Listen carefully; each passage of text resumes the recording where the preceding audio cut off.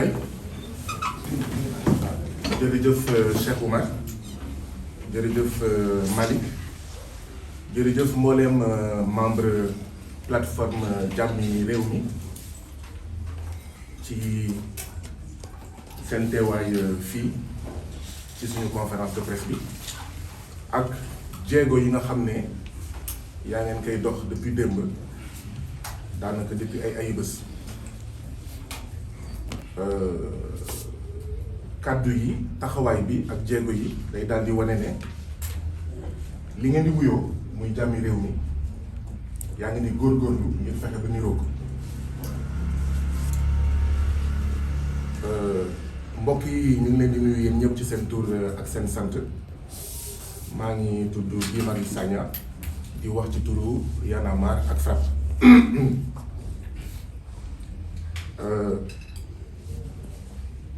gis ngeen ku ci nekk ci ñun fi nga bàyyeekoo ba ñëw fii yaa ngi romb ci tali yi ay camion gendarmerie ay char de combat gendarmerie ay auto gendarmerie takk der yi fees dell ci biir dëkk bi xam ngeen ne limu gendarme yii limu auto yii dëkk bi yëpp bleu ni gendarmerie xam ngeen ne buñ ko xaajoon fukk mën na encadrer manifestation boo xam ne jàmm ak salaam moo ko tax a jóg nañu waxante dëgg rek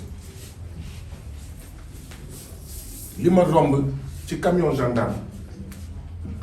ci rond-point yi ci yenn bërëb yi jéggi na dayoo li am kon mooy y a une mauvaise volonté de laisser les citoyens sénégalais s'exprimer, exercer leur droit constitutionnel de manifester. De manifestation bu ñu autorisé moo gën a yomb encadré que manifestation bu ñu interdire te Sénégal fàttalikuwuma manifestation bu ñu autorisé boo xam ne jur na musiba. bu ma waxee loolu li muy tekki mooy ñun Y'en a marre ñun FRAPP dañoo jàppate avec cette interdiction du préfet de Dakar nous sommes victimes d'une énième violence bu ñu waxee violence bokk na ci citoyen am droit am sañ-sañ mu bëgg ko exercer nga ne ko mënoo ko exercer ndax risque de trouble à l'ordre public te nga am auto yu doy ngànnaay yu doy ay takk der yu doy dëkk bi yépp mu fees dell ba boo moytul sax mooy ëpp manifestant yi nga ne loolu mënoo ko jëfandikoo ngir encadrer ngir aar manifestation loolu violence la te ñu ngi koy ñaawlu ba fu ñaawlu yem moo taxoon démb ñun Y'en a marre ñun FRAPP démb ci 6 heures bi ñuy def suñu live ginnaaw bu ñu jotee interdiction préfectorale bu préfet bu Ndakaaru dañoo woote woon résistance boobu ñu woote woon maanaam fippu ci résistance boobu la ñu nekk ba tey dafa fekk rek ne résistance boobu day am beneen melokaan tey ndaxte nag boo nekkee cim réew nga am si ay nawle nga am si ay mbokk nga am si ay kilifa yu mel nii waa plateforme Jàmmi Réew mi te nga bëgg a ànd ak ñoom ànd ak ñeneen ak ñeneen ndaxte li la tax a jóg jàmmi réew mi la munoo topp yow sa bëgg-bëgg rek munoo ñàkkal fayda soo fantal gis-gisu ñeneen ñi bu fekkee Sénégal moo ñu tax a jóg foog ñu déglu sénégalais yi te ci sénégalais yi waa plateforme Jàmmi Réew mi ci lañ bokk jàmmi réew mi nag mooy justice ñun Y'en a marre ak FRAPP dañoo jàpp ne réew mënul am jàmm te justice amu fa te yoon amu fa bu dee waa APR wala waa Benno Bokk Yaakaar ñuy def xawma seen pré-campagne di dox fu leen neex ba ci Dakar Plateau ñu ne am nañ sañ-sañ bi waaw doxantu yooyu lan moo ko wutale ak manifestation pacifique nañu waxante dëgg rek pré-campagne yi différentes coalitions yi di def ci gox-goxaan yi te commune bu Dakar Plateau élection locale am fa nit yaa ngi fay dox ak seen t-shirt ak seen flyers di fa pré-campagne loolu lan la ëppee solo wala lan la wutee ak manifestation dox la wax ji kay mooy kumba am ndey ak kumba amul ndey mooy justice bi nga xam ne ñun Y'en a marre ak FRAPP dañoo jàpp ne dañ ko tënk dañ ko jatal ñun nag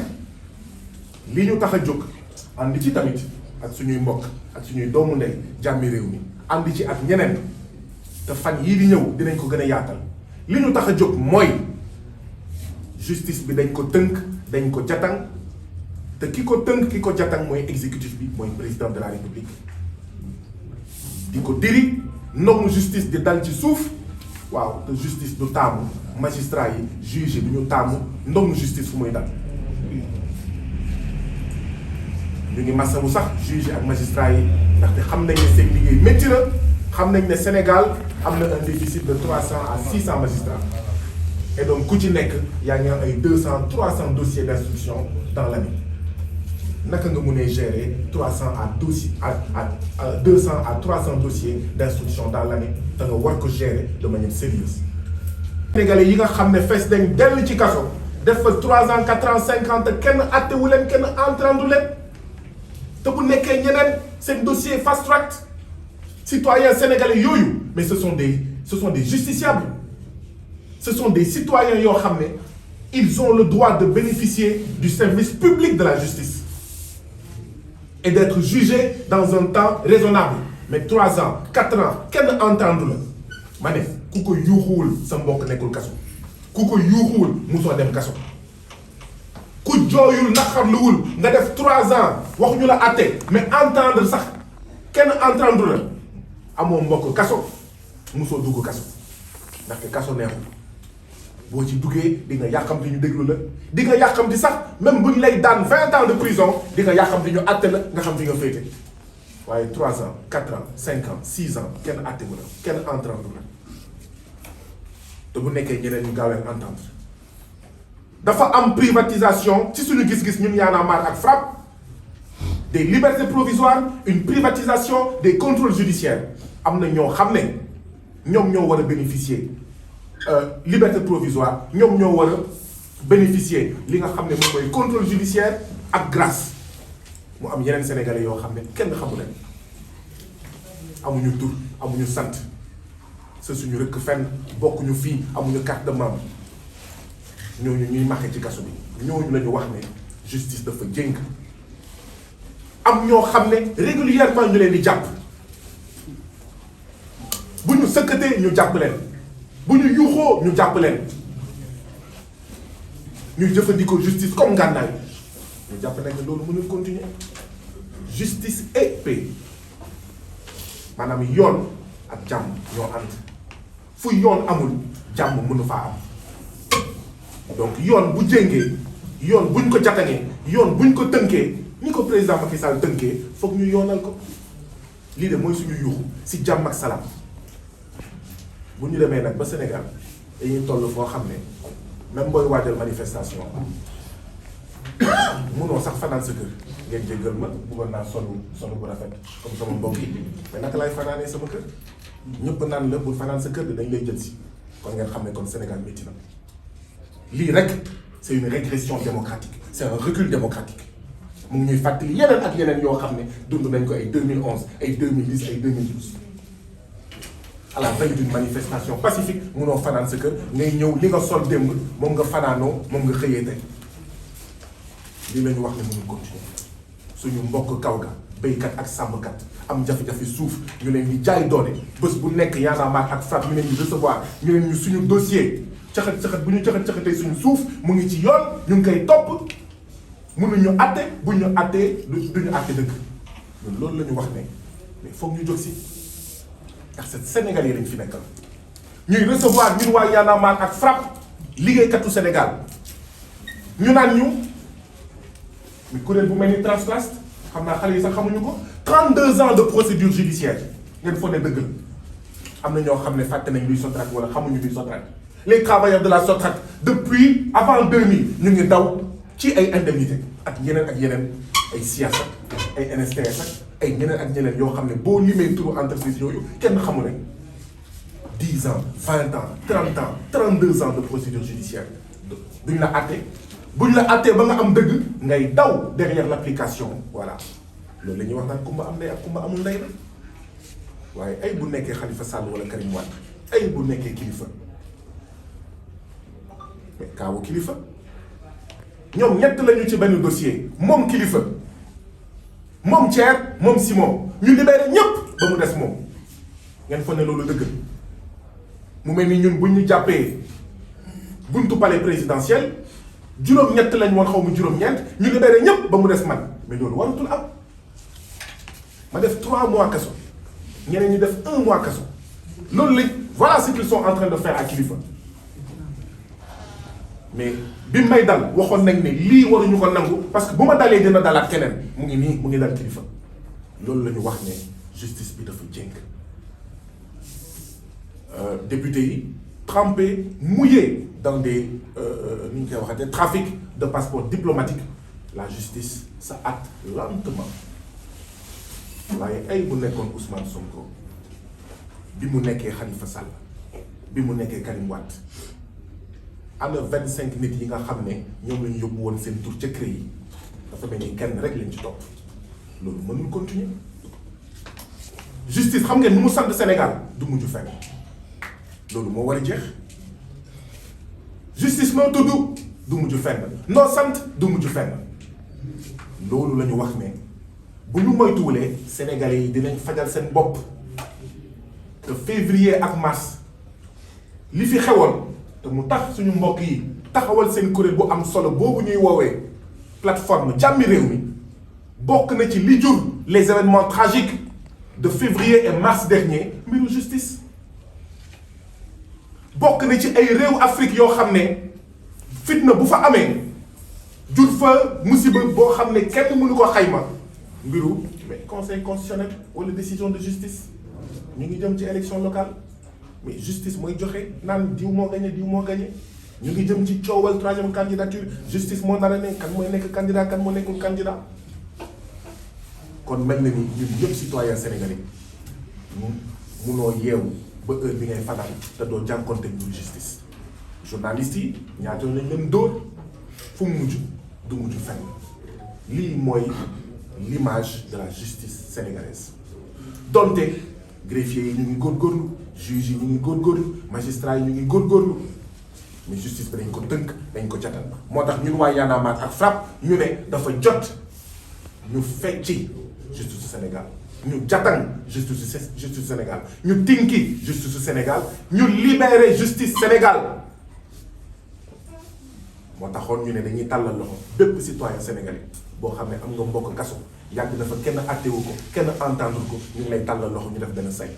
képp kuy béykat sàmmkat ci Sénégal ñuy caxat-caxatee sa suuf depuis ay at mënuñu la atte bu jaar yoon ñu ngi lay tàllal loxo képp kuy travailleur collectif de travailleurs syndicat boo xam ne 10 ans 20 ans 30 ans yaa ngi daw mënoo am dëgg boo amee dëgg mënuñu ko appliquer ñun Y'en a marre ak FRAPP ñu ngi lay tàllal loxo ak ñoom seen ñu def benn say xool naka la ñuy organiser ay lël est-ce que assise nationale de la justice lañ koy woowee est-ce que état généraux de la justice lañ koy woowee ngir xalaat génnee bépp xalaat boo xam ne jiitu na tey xaw ma ndax CNRI xaw ma ndax les assises nationales waxtaan na ci wàllu justice ak yeneen muy ay réflexion yu am solo yoo xam ne ay sénégalais defoon nañ ko ñu wëyal réflexion bi xool ni ñu koy adapté ak tey xool naka la ñuy jàttangee justice Sénégal parce que nous sommes tous en danger nous sommes tous en sursis lii dal Khalifa Sall lii dal kilifa lii dal keneen ak keneen mun na dal keneen ak keneen mënuñu nag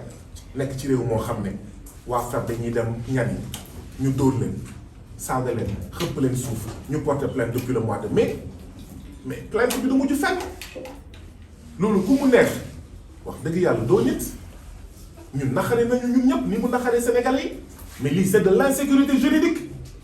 c'est de la violence juridique judiciaire lii la ñu wax ne si jàmm ak salaam dañ ciy waxtaan waaye ñaar waxtaan ci waaye tamit dox ci donc résistance bi kon day continuer waxtaan bi day dal di continuer dinañ dem seeti syndicat yi dinañ dem seeti liggéeykat yi dinañ dem seeti suñu mbokk kaw gi ñëpp ñi am ay collectif ñu ngi leen di tàllal loxo pour dajeek ñoom les familles de détenus ñu ngi leen di tàllal loxo dinañ waxtaan ak ñoom dinañ waxtaan ak centrale syndicale yi dinañ continuer waxtaan ak parti politique yi ak société civile yi ngir def benn say ñun nag Y'en a marre ak FRAPP jàppale leen ñu comme ay facilitateurs donc dañuy yombal processus boo xam ne li ko tax a jóg mooy benn nañu waxtaan nañu pencoo suñu yoon ngir ñu yoonal yoonu Sénégal bi nga xam ne dafa jëng bu waxtaan ci jàmm ak salaam doyul ñu dox def taxawaayu ñaxtu ci jàmm ak salaam ajjuma bii di ñëw nag dañuy manifester fukki bërëb ak ñeent ci Sénégal déposé woon nañ ci table préfet yi dangay gis yenn préfet yi naan la ay non du 3 jours francs 5 jours francs bu ñu nekkee ca kaw ga lu leen neex la ñuy def Dakar kenn sañul wax ne d'accord nga ñëw déposé ñu naan la 5 jours francs nga dem BMS ñëw ne la ah yow yaa déposé damay jël sa empreinte ñu teg ko fan Thiès ñi ñu toogal Thiès ñun Y'en a marre ak FRAPP ñu dem déposé di xaar BMS woo leen ne leen dañuy ñëw jël seen empreinte y a 2 Sénégal nga dem Koungheul commandant brigade bi wax suñuy membre Y'en a marre ak FRAPP ne leen j'ai les hommes et la logistique pour encadrer votre manifestation dégg ngeen ñu on avait dit qu'elle était autorisée ñu dem ba démb préfet bi mu désavoué le commandant ne non maanaam commandant brigade waruloon wax loolu donc pour l'instant ce n'est pas autorisé ak ñoom seen mun nañ continuer exemple yi nga dem xawma Diourbel xawma fan waa ji ne mais préfet bi ne non foog mu am mémorandum bu amulee mémorandum du ñu autoriser manifestation loolu fan la nañu bàyyi ñaari Sénégal un peuple un but une foi la ñu wax bu ñu bëggee justice mooy dañuy respecter un peuple un but une fois bu bañ a nekk 2 peuples 2 buts 2 fois peuple boo xam ne justice day dal ci kawam day caw ci kawam ñu koy tëj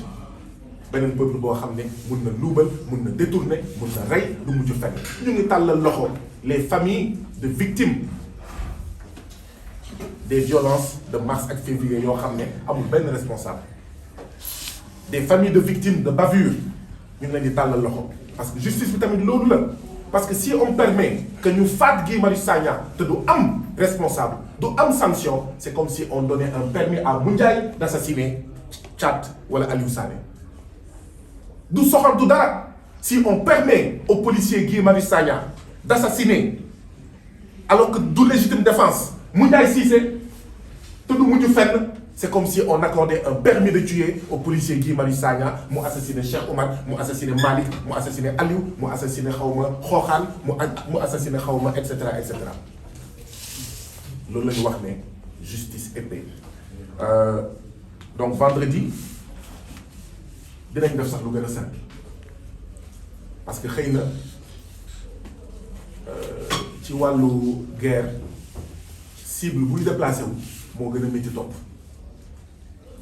donc ñun dinañ yombal sax préfet bi ministre de l'Intérieur ak président Macky Sall mbir yi fii ci Dakar rassemblement la ñuy def rassemblement boo xam ne Sénégalais yépp yi am problème de justice ak yi am gis-gis ci yoon nu muy doxee dañu leen jox kàddu gi sur un point statique vendredi rassemblement la ñuy def dans les heures à venir Y'en a marre et FRAPP dinañ communiquer ci lieu boobu fan la bërëb ban waxtu la donc nous allons faire un rassemblement parce que ñun comme ni ñu ko waxee il y a le temps de la réflexion il y a également le temps de l'action ñaar yooyu la ñu bëgg a boole donc ajjuma manifestation lay doon ngir wane suñu naxar suñu métit waaye tamit suñu inquiétude suñu tiitange bëgguñu Sénégal suux bëgguñu Sénégal yàqu ñun Sénégal la ñu am amuñu feneen bëgguñu li am feneen am Sénégal moo tax nag vendredi dinañ organiser ab waxtaan public rassemblement na ñëpp ñëw ci jàmm ak salaam solu ba rafet waaw sangu ba set ànd ak suñuy doom ñëw wax li ñu naxar li ñu métti ak li ñu tiital ci lii ñu gis te fu mu jëm buñ ko seetaanee ñun ñëppay ñàkk. Nous sommes venus aujourd'hui pour remercier nos frères.